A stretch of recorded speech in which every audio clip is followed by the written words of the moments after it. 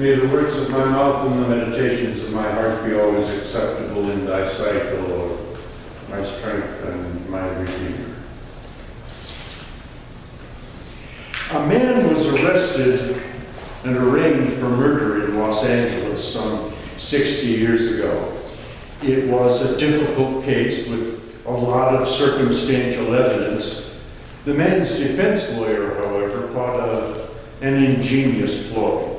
In his summing up speech, he said, "Ladies and gentlemen of the jury, you must find my client not guilty of murder if you have the slightest doubt in your minds that he is not the murderer.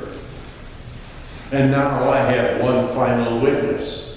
The true murderer is about to walk through the door." All eyes swung toward the door, but no one came in. The lawyer continued, "You see, ladies and gentlemen, there is doubt in your minds. Otherwise, you would have not looked towards the door." The jury retired to deliberate and came back 5 hours later with a guilty verdict. The lawyer was beside himself, and before the judge could pass sentence, he sprang up and said, "But I proved to you without a doubt about my client, that I proved that you had a doubt about my client's guilt. How can you possibly find him guilty?" An old wizened man in the jury stood up and said, "As everyone looked toward the door, I watched your client. His eyes did not turn toward the door. He did not look toward the door because he knew no one was coming in, because he himself was the guilty one." In contrast to that Los Angeles courtroom where the star witness did not appear, this morning's gospel reading is about a star witness who did appear. And he came to answer the question that was on everyone's lips: who is Jesus? Who was the star witness? Well, it's God the Father, who answered the question by revealing Jesus' glory to the disciples Peter, James, and John, and by saying, "This is my beloved Son, and I am fully pleased with him." And the relevance for all this was summed up in 3 simple words: listen to him. Jesus is God's Son, and we need to listen to him. The gospel reading is known as the story of the Transfiguration. It refers to the remarkable transformation that once took place in the appearance of Jesus, from the Latin transfiguratio. When I read through the passage, I had 3 reactions. Firstly, why did the event take place? I think the key to that can be found in the previous chapter, Mark 8. In Mark 8:27, we read that people had been asking the question, "Who is Jesus?" It's clear from the response that this was a hot topic.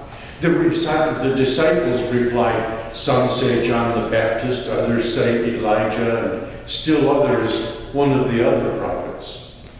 If it hadn't been hot gossip at the time, well, they wouldn't have said that. But it wasn't just the crowds that were talking about Jesus. His own disciples were asking the same questions. We read in Mark 8:29 that he asked them, "But what about you? Who do you say I am?" Peter answered, "You are the Christ." Matthew's Gospel 16, it says that Peter said, "You are the Messiah, the Son of the living God." The question, "Who is this Jesus?" was on everyone's lips. Now, in the previous chapter, Mark 8, we see all those human responses. Now, in chapter 9, we see a divine response. I believe the Transfiguration took place because God the Father wanted to answer, once and for all, definitively, who is Jesus. Secondly, at the Transfiguration, three significant events occurred. Jesus' appearance was transformed. Moses and Elijah appeared with him on the mountain. And God the Father spoke to the disciples. And all these were part of the Father's response to the question, who is Jesus? The first significant event, the actual Transfiguration. Jesus led Peter, James, and John up a high mountain, probably Mount Hermon near Caesarea Philippi. Mark 9:3 describes the scene. There he was transfigured before them. His clothes became dazzling white, whiter than anyone in the world could bleach them. Part of the Father's response to the question, who is Jesus, was to reveal Jesus in his full glory. In a parallel passage in St. Matthew's Gospel, the lesson is more detailed. It records that Jesus' face shone like the sun, and his clothes became dazzling white. You might recall a similar incident from the Old Testament. Moses came down the mountain having been in the presence of God, and his face shone so much, reflecting the glory of God, that he had to wear a veil. The passage from Exodus 34. When Moses came down from Mount Sinai with the 2 tablets of testimony, holding the 10 Commandments in his hands, he was not aware that his face was radiant, because he had spoken to the Lord.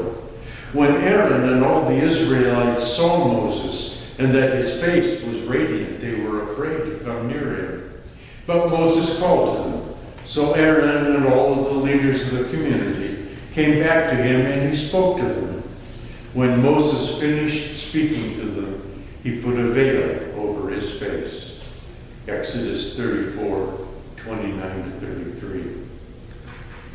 In the same way as the glory of God was reflected in Moses, so God the Father revealed to Peter, James, and John Jesus in his glory. God the Father gave the disciples clear visual evidence of who Jesus is. The second significant event that happened at the Transfiguration was that Moses and Elijah appeared with Jesus. And there appeared before them Moses and Elijah, who were talking with Jesus. Moses and Elijah represent the law and the prophets, our Old Testament. And I find it significant that after God the Father had spoken, Moses and Elijah disappeared, and Jesus alone remained. As one Bible commentator puts it, the law and the prophets have served their term and pass away. He who is the fulfillment of both alone remains. Another aspect of God the Father's answer is that Jesus is the one who will replace the old covenant. A new era is on the horizon. The old covenant, represented by Moses and Elijah, is going to pass away. And the new covenant is going to come through the death and resurrection of Jesus. The new covenant is a relationship with Jesus. And the third significant event that happened was that God the Father told the disciples who Jesus is. In Mark 9 we read, "Then a cloud appeared and enveloped them, and a voice came from the cloud saying, 'This is my Son whom I love. Listen to him.' Suddenly they looked around, and they no longer saw anyone except Jesus." It is interesting that when God the Father spoke, he said simply, "This is my Son whom I love. Listen to him." Who is Jesus? God the Father tells us that Jesus is his Son. Jesus is revealed here as the God, the Son. And then, thirdly, what's the relevance to us today? God the Father's final 3 words were, "Listen to him." finished speaking, Elijah and Moses were gone. Jesus remained. This speaks to me of the primacy of Jesus. It's interesting that God the Father did not say, listen to Jesus and Moses and Elijah. He said simply just, listen to Jesus. And Jesus made some outstanding claims. For example, he said, I am the way, the truth, and the life. No one comes to the Father except by me. There is no other way to God except through Jesus. We don't have rules and regulations we have to keep to get to heaven. It's not a matter of being good. Rather, it's a matter of coming to the Father through Christ. So, if you were asked the question, who do you think Jesus is? What would you